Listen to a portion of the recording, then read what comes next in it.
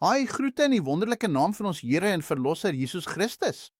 Hallo, ek is Brian Adams. Ek is jou gasheer op Faith is Now.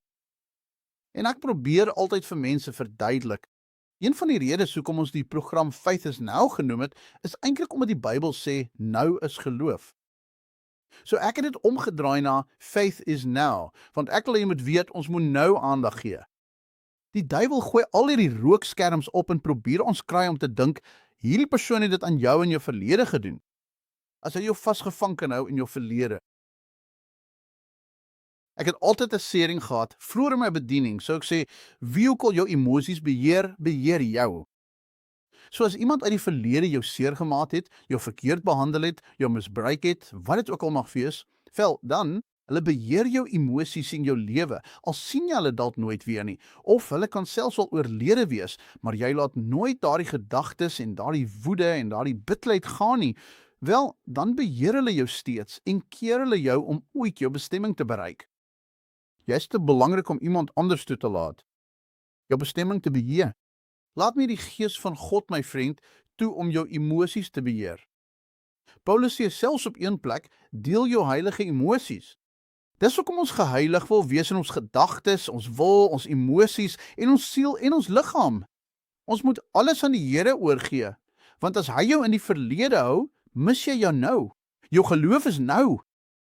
Dit is wanneer God beweeg. Verlossing is nou. Verlossing sluit genesings, wonderwerke, bevryding in. So al daai dinge wat jy dalk nou van nodig het, kan jy dalk mis. Een rede is nie noodwendig die afwesigheid van geloof nie, maar dalk die teenwoordigheid van twyfel. Met die twee saam maak dit jou, soos Jakobus sê, 'n dubbelhartige mens, wat niks van die Here sal ontvang nie. Hulle is onstabiel in al hul weë. Dan, as jy in die verlede is, mis jy weer jou nou. Sommige mense ly, en baie mense, en ek veroordeel niemand nie. Ek bring net dinge na die oppervlak om te sê, dit kan dalk van die redes wees hoekom ons nie ons deurbraak kry nie.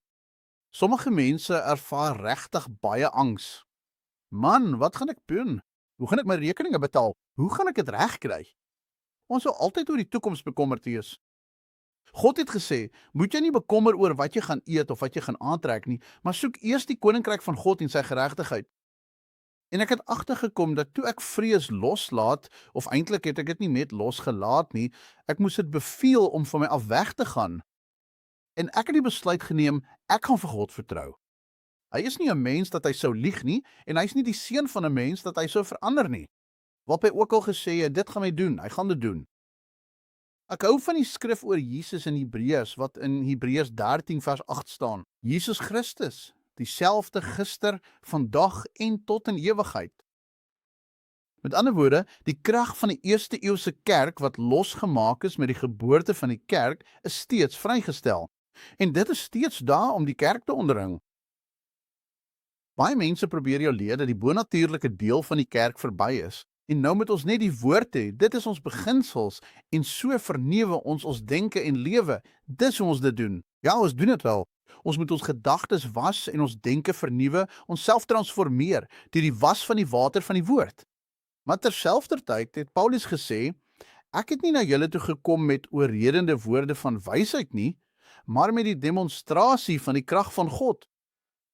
Jy weet, as jy vir my sê dieselfde gees wat Christus Jesus in die dood opgewek het, dieselfde gees wat op die water geloop het, die storm stil gemaak het, kos vermeerder het, al hierdie wonderwerke gedoen het, dan, my vriend, dink ek dis tyd dat ons ook begin om bonatuurlike dinge in ons lewens te sien gebeur.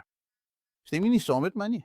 Ek is seker jy doen, maar jy is bekommerd of bang vir die toekoms as gevolg van jou vrees en jou gebrek aan vertroue in God. Finansieel. Of jy kon dalk so seer gemaak gewees het in die verlede, dat jy vasgevang is in die verlede en jou hede mis. Maar daardie seer kry in die verlede veroorsaak ook dat jy bang is, mense gaan jou in die toekoms seermaak. Ek het een keer 'n vrou geken, sy was so bang vir haar man en so gekwel oor die idee dat haar man haar sou verneek, dat sy hom elke dag daarvan beskuldig het en dit uiteindelik laat gebeur het. Sy het eintlik, toe ek later maar gepraat het, dit wou laat gebeur, om oor die vrees te kom dat dit dalk sou gebeur. En ek soos, ai tog, jy moes net jou gedagtes gevange geneem en aan die Here oorgegee het. Dit het nie gebeur nie. Hulle het uiteindelik geskei. Hy gaan aan met sy lewe. Sy gaan aan met haar. Sy is nie regtig by die Here nie. Alles omdat sy nie haar gedagtes beheer het nie. Dis deel van die rede. Want sien, dit vat geloof om ons gedagtes te beheer. En as jy onvergewensgesindheid in jou hart het, verteer daardie onvergewensgesindheid, bitterheid en woede die liefde wat God vir jou gegee het of beskikbaar gestel het. Nou die rede hoekom hy vir jou liefde gegee het, is baie eenvoudig. Hy het jou beveel om lief te hê. Elke liewe ding, ek vind dit ongelooflik van die Gees van God. Alles wat hy ons beveel het om te doen, het hy vir ons gegee om dit mee te doen. Hy het selfs vir ons gesê om te saai. Daar's 'n wet van saai en maai. Maar dit sê, hy gee saad aan die saaier. Hy wil hê jy moet saai. Hy wil hê jy moet uitdeel. Hy laat my heeltyd mense finansiëel bedien. Hy laat my mense bedien in gesondheid en wonderwerke. Maar hy het vir my die krag gegee om die wonderwerke te doen. Hy het vir my die geld gegee om te saai. Ek het nie 'n oorvloed om vir almal te gee nie, maar daar's tye wat God met my praat om dit te doen. Maar wanneer hy dit doen, voorsien hy altyd vir my om dit mee te doen. Ek kyk nie en sê, o genade, wat gaan ek nou maak nie? Baie mense, as dit by gee in die liggaam van Christus kom, kyk en sê, ek het dit nie. Wel goed, vra nie van jou om jou geld vir rekeninge, jou kruideniersgeld om sulke goed te gee nie. Nou en dan mag hy jou dalk uit jou geloof laat tree. Want geloof is nie geloof nie, tensy dit getoets is en hy sê vir jou om te gee. Maar ek sê altyd vir mense, jy gee eers vir God, dan betaal jy jou rekeninge en dan doen jy eers laaste jou inkopes en klere. Dit is die Bybelse metode van die liggaam van Christus in die kerk as jy dit in die woord lees. So as hy wil hê jy moet gee en hy toets jou om te gee, sal hy vir jou gee. Iets sal op bonatuurlike wyse inkom. Iemand sal inkom wat jy nie verwag het nie. Baie keer is dit soos, ons het lanklaas geëet. Ons het nie gaan inkopies doen nie en dan vat ons daardie onverwagte en dis eintlik soos om die saad te eet wat ons moes gesaai het, wat vir ons 'n oes sou gebring het. As ons net so luister en sensitief wees vir die Gees. Wel op dieselfde manier, en dit alles kan ons nooit die geloof hê om te gee, te beplan, te begroot, as ons onvergewensgesindheid en pyn in ons hart het nie. Ek wil hê jy moet vergifnis verstaan, want veral as jy in die bediening gaan wees, gaan daar mense wees wat jou verkeerd behandel, wat jou seermaak, wat teen jou praat. Jy gaan vervolg word. Daar gaan oor jou gelieg word, jy gaan valslik beskuldig word. En jy moet kan sê, hulle het Christus eerste gehad, so hulle gaan my ook haat. Ek gaan vir jou lees uit Efesiërs oor die wapenrusting van God. Ek weet julle het almal daarvan gehoor, daaroor gelees, waarskynlik self daaroor gepreek of gepraat. Maar ek gaan jou vandag in hierdie lering wys dat ek glo deel van die wapenrusting is ook om in vergifnis te wandel. Efesiërs hoofstuk 6 verse 10 tot 14. Laastens, my broers, wees sterk in die Here en in die krag van sy mag. Trek die volle wapenrusting van God aan, sodat jy staande kan bly teen die liste van die duiwel. Want ons worstel nie teen vlees en bloed moe. Hy sê vir ons teen wie ons nie veg nie, en dan sê hy vir ons wie ons vyand is. Maar teen die oorwhede, teen die magte, teen die wêreldheersers van die duisternis van hierdie eeu, teen die bose geeste in die lig. Neem daarom die volle wapenrusting van God op, sodat julle in die bose dag weerstand kan bied en, nadat julle alles gedoen het, staande kan bly. Nou wil ek met julle praat oor van die areas wat ons moet begin leer oor, om in vergifnis te wandel en vergifnis te verstaan. Want die liefde, wat die brandstof van geloof is, wat ons help om te vergewe, help ons om te bedien, help ons om te saai en al die dinge te doen waartoe God ons geroep het, daardie liefde is die brandstof daarvan. As onvergewensgesindheid en bitterheid en woede dit verslink en wegneem, dit van ons verwyder, en nou waarsku die Bybel ons, moenie toelaat dat bitterheid opskiet en baie besoedel nie. As dit gebeur, gaan dit alles ontwrig, want ons moet God se soort liefde hê, onvoorwaardelike liefde. Nou daar's 'n onvoorwaardelike liefde. Terwyl ons nog sondaars was, het Christus vir ons gesterf. Nou, sodra ons gered is God se liefde onvoorwaardelik. Jy kan sondig, jy kan aanhou en ek gaan jou seën. Nee, dis nie wat gebeur nie. Nee, hy laat reën op die regverdiges en die onregverdiges. Die son skyn op die regverdiges en die onregverdiges. Maar hy sal sê, as julle my liefhet, sal julle my gebooie onderhou. So daar's 'n onvoorwaardelike liefde vir wedergeboorte en nou is daar 'n dissiplinêre, korrigerende en verwerkingsliefde, soos ek dit noem, sodra ons gered is, want heiligmaking kom deur regstelling. Heiligmaking kom deur verlossing. So ons praat van, nommer 1, onvoorwaardelike liefde. God se vergifnis is gewortel in onvoorwaardelike liefde. God vergeef vanweë liefde en genade, eerder as om afhanklik te wees van menslike dade. Dis die begin. Maar God se seëninge en God se guns kom wel op gehoorsaamheid en op dade. So moet ons in berou wees op die gebied van onvergewensgesindheid. Nommer 2 is 'n bekering wees. Vergifnis is so nou verweef met opregte berou. Berou behels om verkeerde dade te erken, berou te hê daaroor en 'n opregte poging aan te wend om jou gedrag te verander. Is nie net, jy weet, Petrus het vir Jesus gevra en gesê, "Hoeveel keer moet ek my broer vergewe?" 7, ek weet nie of hy net gedink het dit is 'n geestelike of godsdienstige getal nie. Maar Jesus sê, ek sê nie vir jou 7 keer nie, maar 7 maal 70. Met ander woorde, ek glo Jesus het gesê, solank die persoon berou het, maar daar gaan tye wees wat mense nie berou het nie. Jy kan nie dan wrok in jou hart koester nie. Ek het al gesien hoe mense daardie skrif probeer gebruik. Dit sê, as hulle berou het, moet jy hulle vergewe. Mens, as jy met bitterheid en woede rondloop, gaan jy nie vir God aanneemlik wees nie. En jy gaan ellendig wees. Dis wat oorgegee word aan die folteraars. Jahwe wil hê ons moet probeer om daardie verhouding reg te maak. Probeer om daardie persoon terug te bring, laat die wat geestelik is na daardie persoon toe gaan en as jy hulle tot berou kan bring, het jy gehelp om 'n siel te red. Nou, nommer 3 is genade en barmhartigheid. Vergifnis word gesien as 'n daad van goddelike genade en barmhartigheid. Ek het dit nie verdien nie. Jy het dit nie verdien nie. Dit is nie iets wat mense deur hul dade kan verdien nie, maar dit word vrylik deur God gegee uit liefde en deernis. Uit genade, deur geloof, word jy gered. Nie uit enige werke nie, sodat jy of ek kan roem nie. Nou dit word gevind in die versoening. Sonder die vergieting van bloed is daar geen vergifnis van sondes nie. Dit is vergifnis. En die versoening is bewerk deur die offer van die volmaakte en sondelose seun van God. Nou, ons word beveel klink beter, maar beveel is die waarheid daarvan om ander te vergewe. So, byna alle godsdienste leer of beklemtoon op een of ander manier die belangrikheid daarvan dat mense ander moet vergewe as 'n weerspieëling van God se vergifnis teenoor hulle. Jy het dit ontvang. Soos jy vrylik ontvang het, moet jy ook vrylik gee.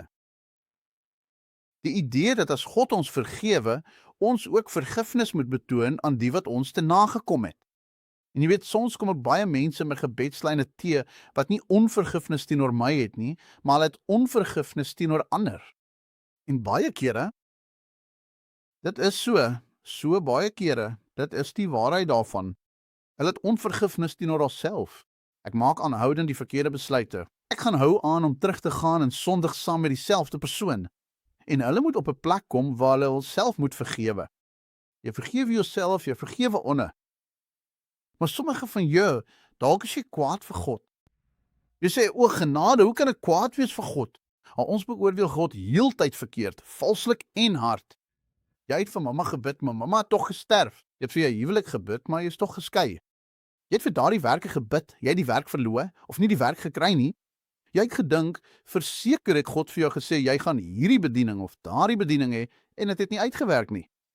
En sien, baie keer is ons soos, ek sal doen wat God sê, solank God doen wat hy sê.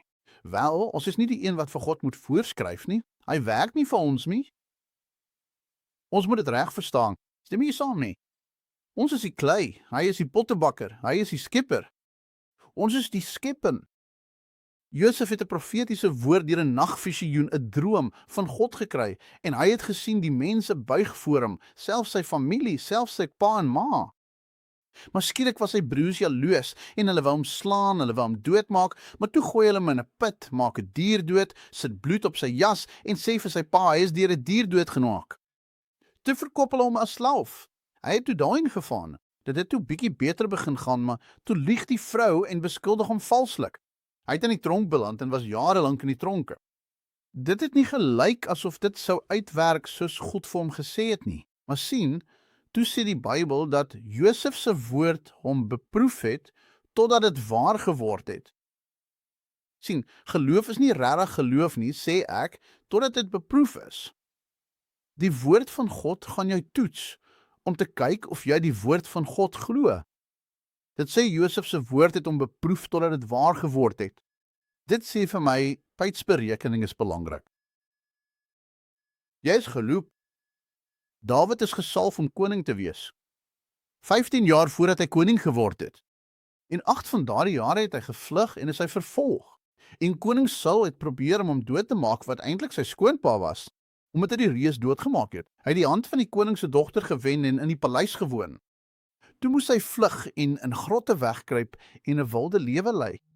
Maar hy het nie sy visie prysgegee nie. Hy het nie opgegee op sy doel waarvoor God met hom gepraat het nie. En sien, ons voel as die rooi tapuit nie uitgerol word nie, as ons nie die sleutel tot die stad kry nie, as alles nie net perfek is nie, o my genade, dan is dit blykbaar nie van God nie. Maar dit is nie waar nie.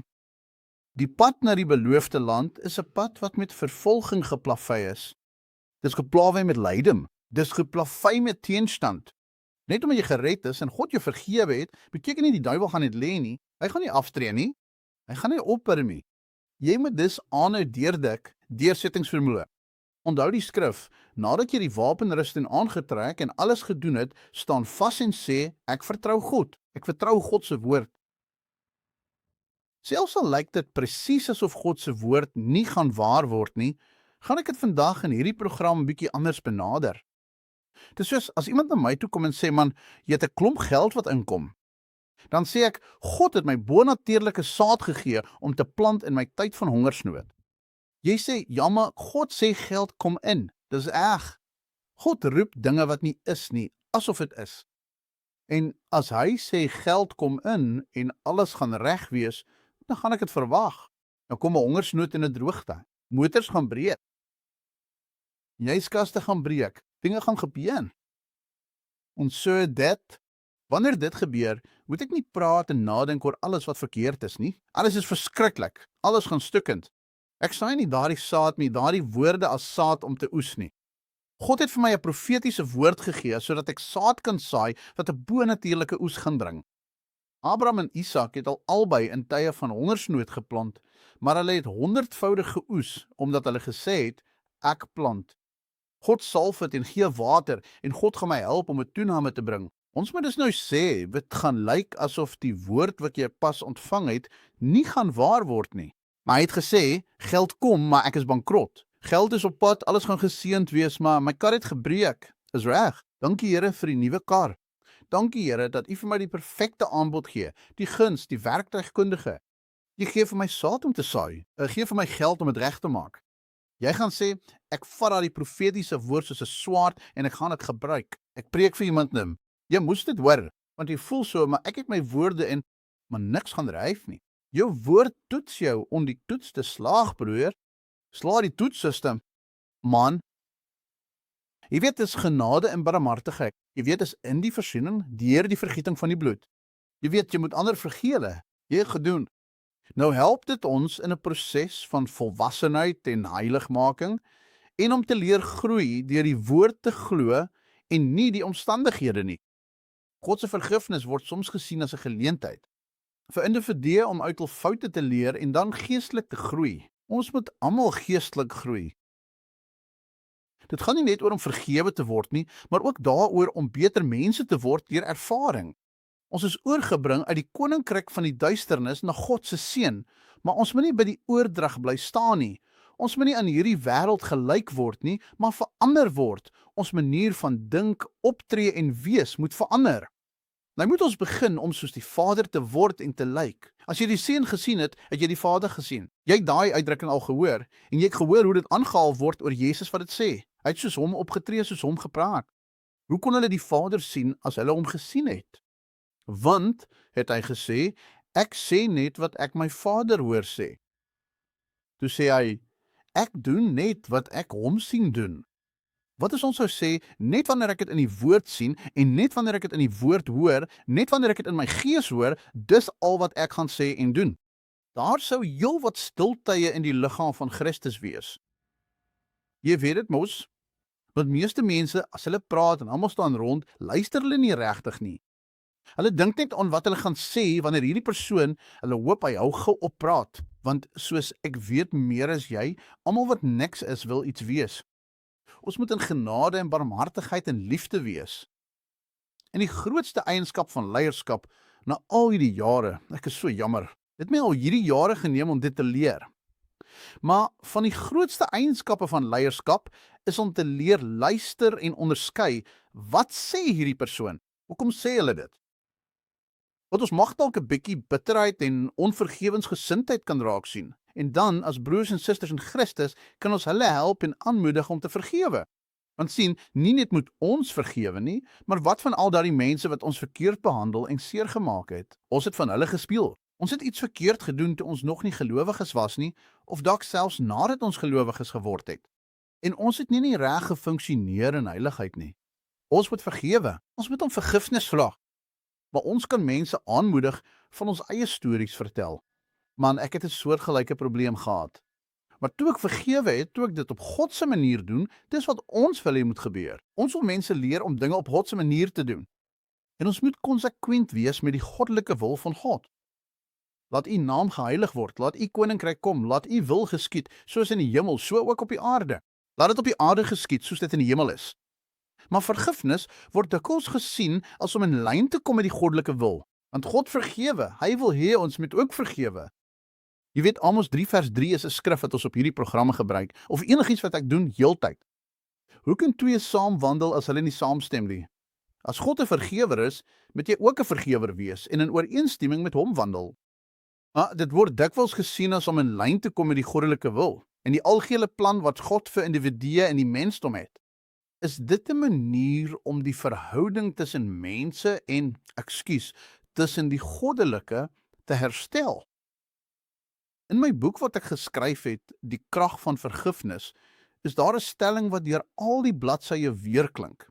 En dit is: geloof beweeg God, maar vergifnis stel sy krag vry. En Paulus het gesê, ek het nie gekom met oorredende woorde van wysheid nie, maar met 'n demonstrasie van krag. So, ons kan God se krag vrylaat deur te vergewe en die instrument van vergifnis te gebruik wat God vir ons gee. Laat ek vir jou van die definisies gee, want ek dink baie mense verstaan nie regtig wat vergifnis beteken nie. En dit is die hele doel van hierdie lering vandag, deel 2, om jou te help om vergifnis te verstaan. Vergifnis, volgens die Woordeboek, beteken om iemand te verskoon vir 'n fout of oortreding, om te vergewe, om afstand te doen, of om enige woede teenoor my te laat vaar. Ek los dit net, ek laat dit gaan. Ek gaan nie meer kwaad wees oor hierdie ding nie. Om iemand van betaling of skuld te vrywaar. Jy hoef maar nie terug te betaal nie. Jy hoef dit nie te doen nie. Ek het jou net gereinig. Dit is wat Christus aan ons gedoen het. Hy het ons skulde net gehewe. Hy het eintlik ons skulde betaal. Nou hoef ons dit nie meer te betaal nie. Om daarvan te weerhou, om straf op 'n oortreder af te dwing of om genoegdoening vir 'n oortreding te eis. Gaan nie jou vriend wees nie. Jy weet, ons kan nie altyd 'n verhouding bou met iemand wat ons regtig seer gemaak het of wat ons regtig misbruik het of iets nie, maar ons kan hulle steeds vergewe. Dan glo ek God wil hê ons moet nog 'n stap verder gaan en hy wil hê ons moet bid dat God hulle vergewe. Onthou jy Christus aan die kruis? Hy het hulle vergewe, dit was duidelik, maar toe sê hy, Vader, vergewe hulle. Hulle weet nie wat hulle doen nie, om vergifnis te skenk sonder om wrok te koester. Vergifnis. Sterker gestel, hierdie is definisies wat uit 'n Woordeboek kom. Dit impliseer vrylating van die aanspreeklikheid vir 'n straf wat deur die oortreding verdien is. Om te verskoon my, is om oor 'n fout of tekortkoming te gaan sonder ons straf of vergoeding te eis. Die volgende een is om op te hou om te blameer of wrok te hou teen iemand.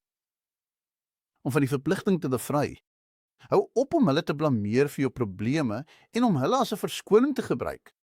Om te verskoon of oor te sien. Om geen kwaadwilligheid teenoor iemand te hê nie, om dit nie meer teen hulle te hou nie. Kom ons praat oor wat presies gebeur wanneer ons vergewe word. Want ek begin besef, of eintlik het die Here dit in my gedagtes gebring, dat toe ek vergewe is, bonatuurlike dinge begin gebeur het. Sodra vergifnis aan my van die hemel af geskenk is, het die Heilige Gees begin om wonderwerke in my lewe te doen. Ek was nou weergebore, ek was gered. Al die dinge van die verlede was dood en verby. Ek was 'n nuwe skepsel in Christus. Iets nuuts wat nog nooit tevore bestaan het nie. Daarom, as iemand in Christus is hy 'n nuwe skepsel. Die ou dinge het verbygegaan. Kyk, alles het nuut geword. Dit staan in 2 Korintiërs 5 vers 17. Ek was soos 'n nuwe wynsak, net gereed om gevul te word met nuwe wyn uit die hemel. Dit is die Heilige Gees. Ek is oorgeplaas uit die koninkryk van duisternis na die koninkryk van lig van God se seun. Onthou, geloof beweeg God, maar vergifnis stel sy krag vry. Die boodskap wat ons beveel is om te verkondig is die goeie nuus. Die straf van sonde is betaal, wat beteken die mag van sonde kan van ons lewens afgebreek word. Bekering, vergifnis van sondes is nou beskikbaar deur Christus. Dit is die evangelie. Dis goeie nuus. Ons hoef nie die ewigheid geskei van die Vader deur te bring nie. Ons hoef nie te sterf en ons ewige gees 'n ewige gevangenisstraf in die hel deur te bring nie, maar ons kan dit saam met ons Vader in 'n lieflike en pragtige plek deurbring. Ons het 'n boodskap dat vergifnis en herstel beskikbaar is, vertikaal tussen God en dan horisontaal tussen mense en ons. Ons het 'n horisontale boodskap waarvan ek daar gepraat het. Ons moet ook verkondig dat mense mekaar moet vergewe. Sjoe. En dit is nie net ons nie. Laat ek die laaste skrifgedeelte hier lees, gevind in Handelinge hoofstuk 24 vers 16. Dit is die apostel Paulus. Dit word gevind in Handelinge 24 vers 16. Hierom streef ek altyd daarna om 'n gewete sonder aanstoot teenoor God en teenoor mense te hê. Baie vinnig, in die Amplified, dieselfde skrif, daarom oefen en dissiplineer ek myself altyd. Ek dood my liggaam, maak my vleeslike begeertes dood. Liggaamlike begeertes en wêreldse drange en ek probeer in alle opsigte om 'n duidelike, onwankelbare, onberispelike gewete te hê sonder aanstoot teenoor God en teenoor mense. Sjoe, apostel Paulus het onder Gamaliel onder hierdie mense gestudeer. Hy moes daaraan werk. Jy en ek gaan waarskynlik ook daaraan moet werk. Kom ons probeer dit nie op ons eie doen nie, maar kom ons doen dit eers bemagtig deur daardie vergifnis te ontvang. Bid die gebed saam met my nou, maar ons kom aan die einde van die program en die tyd raak min. En ek wil jou altyd die geleentheid gee om Jesus Christus te aanvaar. Jy moet in jou hart glo dat hy die seun van God is. Hy het na hierdie aarde gekom, gesterf en is na 3 dae uit dood opgewek. As jy dit in jou hart glo en dit met jou mond bely, kan jy weergebore word. Bid hierdie gebed. Sê, Vader, ek neem die besluit om elke persoon te vergewe. Dis reg? Herhaal na my. Ek glo Jesus Christus is die seun van God. Ek glo hy het vir my sondes gesterf. Ek glo dat hy na 3 dae uit die dood opgewek is. Vader, vergewe my al my sondes. Ek vra U om in my hart te kom, maar ek wil my hele lewe aan U gee. Ek bely my sondes en vra vir U vergifnis. Ek neem nou daardie gratis gawe van ewige lewe aan. Ek glo as jy nou daardie gebed gebid het, is jy weergebore. Sluit aan by 'n Bybelgelowige kerk en sê vir die leraar jy moet met water gedoop word. Jy moet gedissiplineer word. Kry vir jou 'n Bybel, begin dit lees, want jy het nou 'n nuwe koninkryk binne gegaan. Alles moet verander word. Dit sal stap vir stap gebeur. Dit gaan jou nie oorweldig nie. God sal jou lei deur sy gees, maar sluit aan by 'n plaaslike Bybelgelowige kerk. Want jy moet deel wees van die gemeenskap van gelowiges waarin jy nou weergebore is. Ek bid vir enige genesing wat jy nodig het. Blinde oë, dowe ore, artritis, bruselitis, fibromialgie. Ek beveel alle siektes in die hart, longe, lewe, niere, al die organe, hierdie geeste van siekte, kom uit in die naam van Jesus. Word gesond in die naam van Jesus. Op die skerm gaan jy 'n WhatsApp-nommer en 'n e-posadres sien. Kontak my en laat weet as jy die Here aangeneem het of as jy nog nie gesond geword het. Dis reg, begin om te doen wat jy voorheen nie kon doen nie terwyl ons praat. Jy gaan sien dat selfs al het ek net daardie kort gebed gebid, God se genesingskrag is altyd teenwoordig. En hy het voorsiening gemaak vir jou. Kom nou my vriende, kontak ons. Laat weet vir ons dat jy die program kyk. En gee vir my as daar idees of dinge is waarvan jy sê, ek wil graag hê jy moet hieroor preek of onderrig gee. Dit is 'n onderwerp wat ek regtig moet leer ken. Ek sal graag vir jou wil weet. Jy kan my daar e-pos dr.brian@hustelheals.us wat staan vir hy genees ons steeds. En dan het jy die WhatsApp nommer Ons sal graag vir jou wil hoor. Hi, dit is dokter Ryan Ems. En tot volgende keer. Ek verwag regtig elke dag wonderwerke. Elke dag vir jou. God seën jou en weet jy wat? Jy is spesiaal.